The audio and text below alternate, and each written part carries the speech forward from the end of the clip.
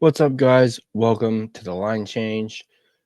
And this video in particular, we're talking Abby Canucks. Obviously, a thrilling double overtime win in game 4. We're going to break it down and we're going to recap it. Now, I didn't actually watch the game, like physically, but for those of you that know and are familiar with Russell from Nothing is Perfect, I was essentially on his stream for the entirety of the game.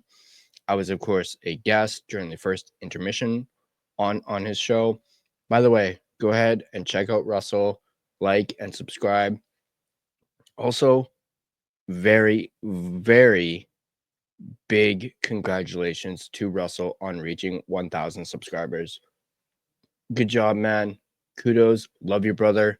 You absolutely deserve it. And I'm glad it happened during that stream. I know I was really pushing it in the chat, but damn it, you deserve 1,000 subscribers. Great job, my man. So now that that's out of the way, and yes, I'm still got the guns out. For those of you that were in Russell's stream earlier, we both had our sleeveless shirts on, and I did actually mention in when I was a guest on a show that maybe I'll do a video talking about my tattoos and stuff like that. So maybe be on the lookout for that. But let's talk Abby. And by the way, I completely forgot to put my Abby hat on during that first intermission. I was scared to do it midway through the game, but I did it. And guys, Abby won. So the good luck charm is back. The good juju is back. Now I just need a freaking Abby jersey. And I'm honestly thinking about getting a Carlson one. So, but let's go. I've babbled enough for the first 2.5 minutes of this video. Let's go ahead and just get to what you guys came for, and that is the recap. So let's go ahead and dive right into it. Breaking news: the Abbotsford Canucks are 1 win away from the AHL Calder Cup Finals. After stumbling in Game 3, they roared back in Game 4, delivering a heart-pounding double overtime barn burner that left the Cedar Park crowd stunned. The unlikely hero? 22-year-old rookie Danila Klimovich, who'd been watching this series from the press box. To win, the Canucks battled through a murky start, weathering a shaky first period and a flurry of quick goals from the Texas Stars. But resilience is their trademark, and they surged back with a tremendous back half to enjoy a 4-3 lead late into the third period. With one final punch to the gut, the Stars found a tying goal in the dying seconds, and this one needed extra time. 2 overtime periods of apprehensive action followed until Klimovich took the league by storm, unleashing a dazzling individual effort to bury the game winner and catapult Abbotsford to a commanding 3-1 series lead. As we always do in these recaps, let's go ahead and look at the starting lineup for Game 4. Aside from a stretch during the Colorado Eagles series, Jonathan Lekramacky had struggled to find his game throughout this team's playoff run. Despite participating in the pregame warm-up, he was listed as a scratch in this game. That I did not know that Lekramacky was a healthy scratch. Yikes. Sammy Blais, who didn't participate in the warm-ups, was also listed as a scratch with no updates on the status. Didn't even know that either. Didn't even realize Blais wasn't even playing. It's probably why I didn't hear his name at all during Russell's stream. Drawing back into the lineup were Danila Klimovich, and Dino Gambits, with the former overtaking the spot of Lekramacky as a hopeful trigger man in the top 6. The defense remained untouched, while Artur Silovs was back between the pipes after giving up 5 goals on Monday night. So your first line was Di Giuseppe, Sasson, and Carlson, followed by Baines, Mueller, and Klimovich. You had Nielsen, Kara, and Smith, then Glover, Waters, and Gambits as your fourth line. As we mentioned, the D pairings did not change. You had Brisebois and Wu, Wolanin and Mancini, and then Hirose and Kujatsev. And of course, Artie Silovs. So let's take a look at the first period. It took 3 minutes for this game to ease in and offer any action. That action came courtesy of a Chase Waters penalty. After surrendering 2 shorthanded goals in Game 3, this wasn't the ideal kickoff, and Artur Silos had to slide to the post to bail his team out, flashing his pad to deny the opening goal. But that top power play unit is red hot and eventually found their mark. Texas would score. Matej Blomel from Cameron Hughes and Capobianco. With some strong movement, the Stars worked things around before Cameron Hughes threaded a perfect cross pass where Matej Blomel dropped to a knee to beat Silovs. The goal comes as a carbon copy of his first of 2 goals in Game 3 as he pots his 6th goal of the playoffs. The Canucks weren't doing themselves any favors, immediately taking a second penalty to put Stars special teams to work again. This time, the penalty kill managed to shut things down. However, that wasn't without the top unit having its fair share of chances. That kill proved huge as they took back momentum and channeled it into an equalizer at the hands of the newly formulated top line. Abbotsford would score to make it 1-1. Linus Karlsson from Max Sasson and Phil DiGiuseppe. The puck dumped around. Phil DiGiuseppe provided intense pressure, chipping down low to Max Sasson. This head up, he quickly found Linus Karlsson in front, who got behind the defense to snap home his Calder Cup leading 9th goal. Karlsson continues to step up in big moments and provide sparks for this Abbotsford team. Of course, that goal wouldn't happen without a strong forecheck from PDG. A moment later, it was the visiting team's turn for a power play opportunity. While they couldn't capitalize on the man advantage, they ended up grabbing the go-ahead goal off the strength of their in-zone pressure. Abbotsford would score again to make it 2-1. Tristan Nielsen from Kirill Kudryavtsev and Chase Waters. Linus Karlsson drove the net from in tight, kicking off a mad scramble in front of the net. With the puck dropping out to Chase Waters, he found Kirill Kudryavtsev at the point, who put it on a tee for Tristan Nielsen. He put everything he had into a one-timer, driving it past Remy Poirier for his 3rd goal of the playoffs to give his team their first lead in Texas. There was a tense moment during the next shift where Artur Silovs was on the receiving end of a Curtis McKenzie drive to the net, catching Silovs up high. The netminder remained on the ice and appeared shaken up, but shrugged it off and stayed in net for the rest of the game. Despite early stumbles, 2 penalties, and a goal against, the Canucks roared back with 2 quick strikes, carrying a rare 2-1 first period lead down the tunnel. Final shots in the first period were 12-4 in favor of Texas. Is this the Abby Canucks or is this the Vancouver Canucks when it comes to the shots? Before I get into the second period, I completely forgot to give a shout out to my sponsor. So I'm going to go ahead and do that real quick, and then we'll dive into the second period. But I want to thank my sponsor of this video, Gassy Jack Art. Now, Gassy Jack Art produces hockey prints on archival paper and canvas that have been rated to last over 100 years. Their product range features a variety of players from different teams, including the Edmonton Oilers, Montreal Canadiens, Toronto Maple Leafs, Calgary Flames, Colorado Avalanche, as well as your Vancouver Canucks, and many more. They also have non-hockey related prints as well. They're currently having an end-of-season sale going on where you can buy 4 prints for the price of 2. Yeah, you heard that right. You get 4 prints, and you're technically only paying for 2 of them. So I think that's a great deal. I know I've taken advantage of that deal, not once, but twice. I'm currently expecting my second set. So go ahead and check them out, GassyJackArt.com. You're not going to regret it. Go ahead and support him and get some fine artwork in the process. So let's get back to the second period. New period, same start.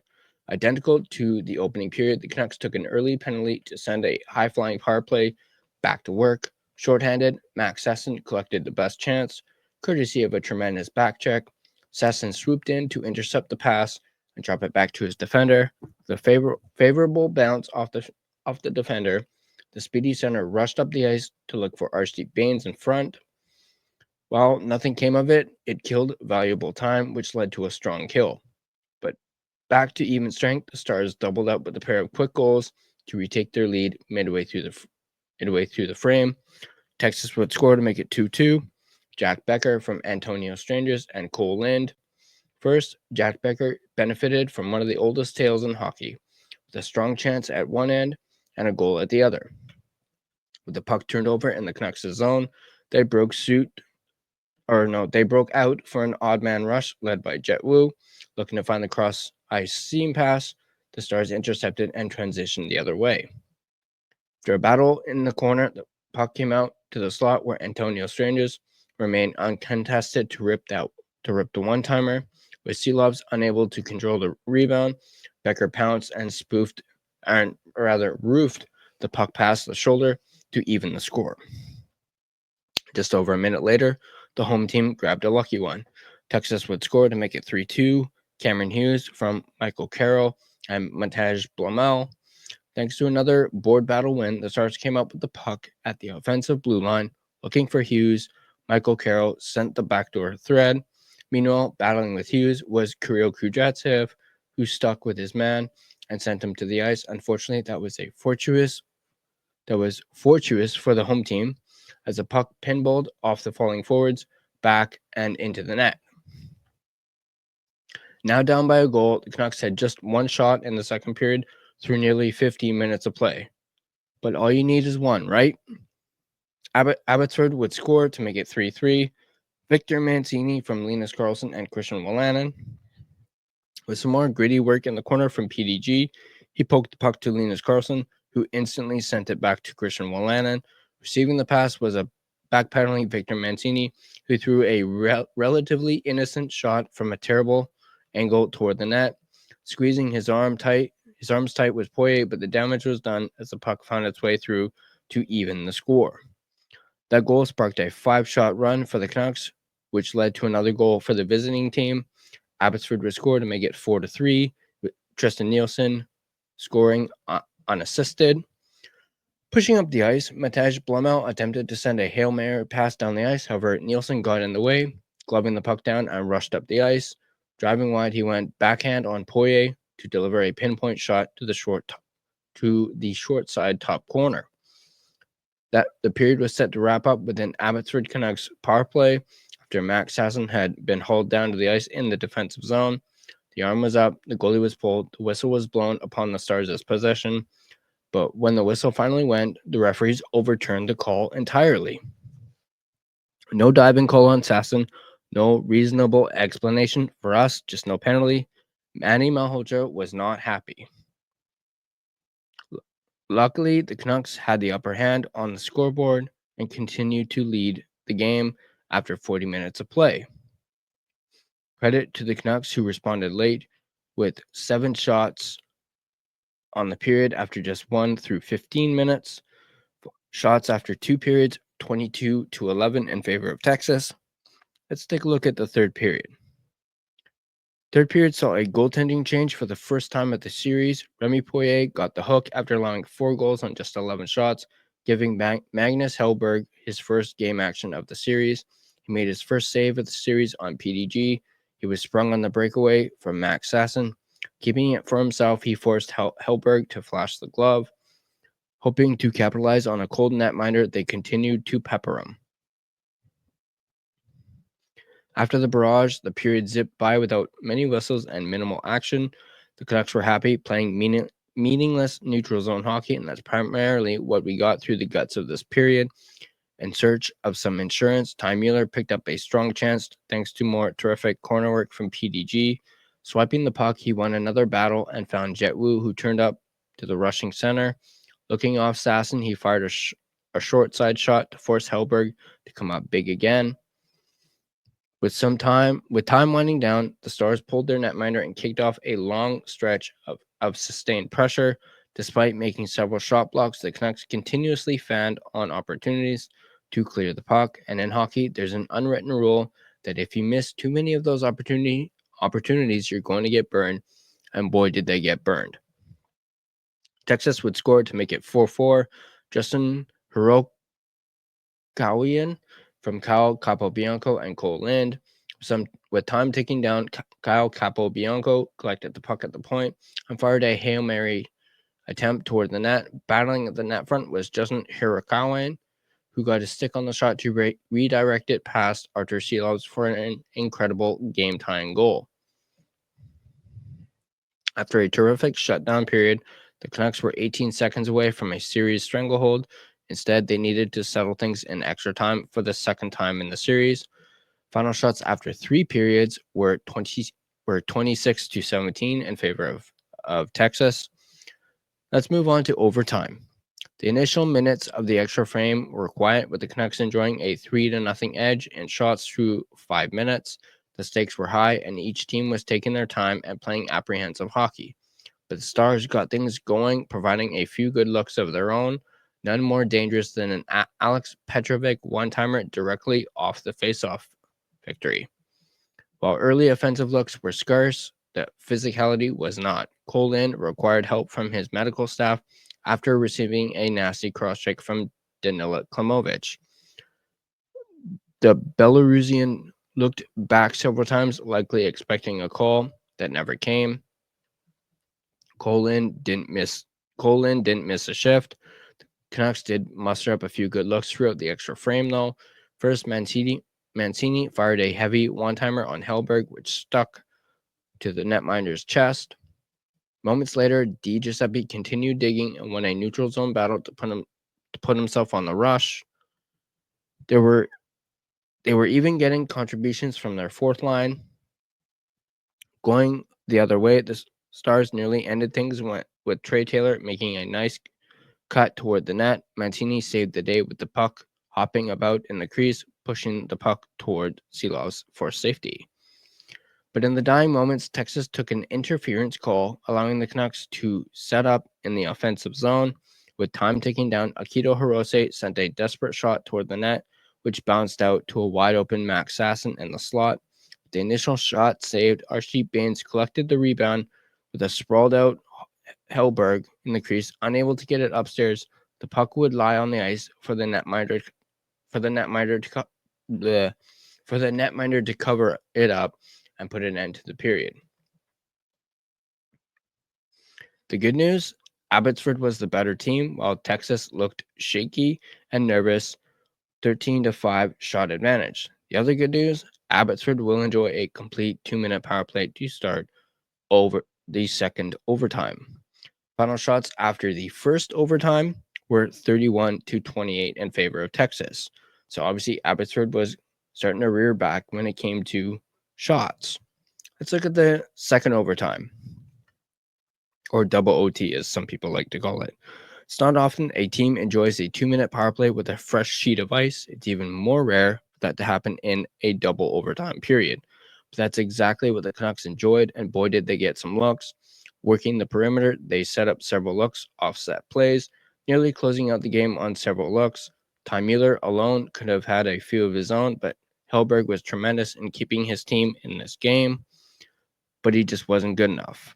Minutes later, Danila Klimovich, the Klim Reaper, delivered one of the most ice-cold moments of the AHL season. Abbotsford would score to win the game to make it 5-4. Danila Klimovich from Victor Mancini and Christian Wolanin, collecting the Mancini outlet in stride. Klimovich burst up the neutral zone to gain speed and take the puck wide. Sensing the defender's turn, he cut through the inside, offering a cheeky toe drag before going under the bar with a labeled backhand. Playing only 8 games throughout this playoff run, it's a storybook moment for the team's regular season leading scorer. More importantly, it's a storybook moment for the organization, as they are just one win shy of a date with the Charlotte Checkers in the AHL Calder Cup Finals. Final shots in the game were 34-31 in favor of Abbey, which is crazy considering they were getting completely outshot in the first period, and they come roaring back to win the game in double overtime and end up leading in shots by the end of the game. Let's take a look at our final thoughts. Whether it was a testy start or a string of goals against in the second period, this Abbotsford team had several excuses to sit back and take another loss. Instead, they continuously battled back and showcased their trademark resilience, which has defined them for months. Keeping the Stars to only 9 shots in nearly 44 minutes of hockey this team took over and ultimately deserved the victory.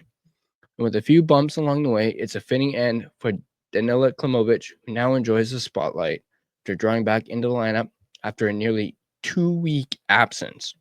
What's next? Canucks have an opportunity to wrap the series up with one last game in Texas. Puck drops at 5 p.m. Pacific on Friday at the HEB Center in Cedar Park, Texas. If you guys are looking to not necessarily watch this game, although you can watch it on Flow Hockey, a little cheap plug there, but if you guys want to hear some kick-ass play-by-play, go check out Nothing is Perfect on Friday at 5 p.m. Trust me, you're not going to want to miss it. Go ahead and check him out because he's going to be streaming for the entirety of the game. He'll do like his intermissions and he'll do his ongoing play-by-play. So go ahead, as I said, check him out. You're not going to regret it.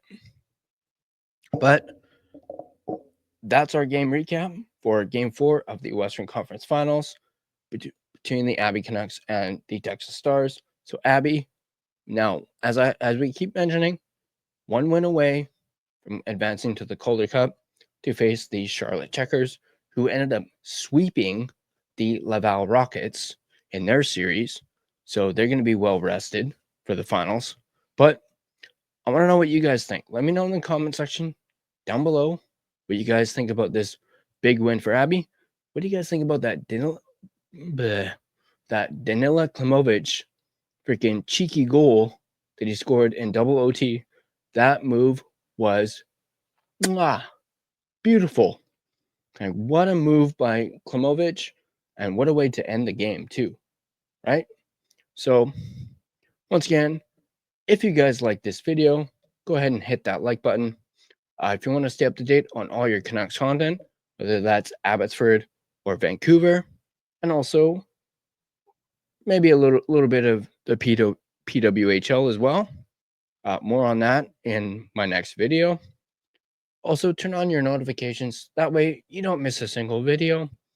Be sure to find us on social media. You can find us on Facebook. Just search The Line Change. You'll find our Facebook page. You can find us on Instagram at The Line Change.